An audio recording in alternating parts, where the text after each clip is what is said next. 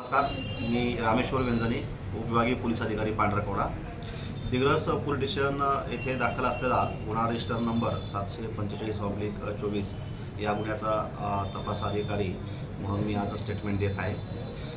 जनसंघर्ष निधी लिमिटेड या बँकेच्या किंवा निधी कंपनीच्या आज 4 संचालकांना अटक करण्यात आलेली आहे. हे सदरचे जे 4 संचालक आहेत ते गुन्हा दाखल झाल्यापासून आजपर्यंत फरार होते.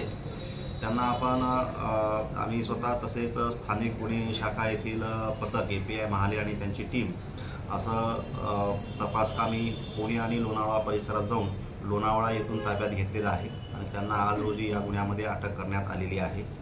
आज त्यांना पोलीस कस्टडी रिमांडसाठी विद्यमान न्यायालयामध्ये हजर करण्यात येणार आहे.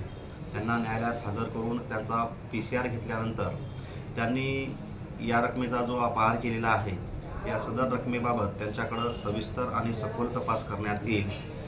त्याचप्रमाणे या पैशाच्या माध्यमातून त्यांनी इतरत्र कुठे काही मालमत्ता स्थावर असेल किंवा जंगम मालमत्ता असेल ती घेतलेली आहे का याबाबतचा तपास देखील सदर आरोपीकडे करण्यात येईल.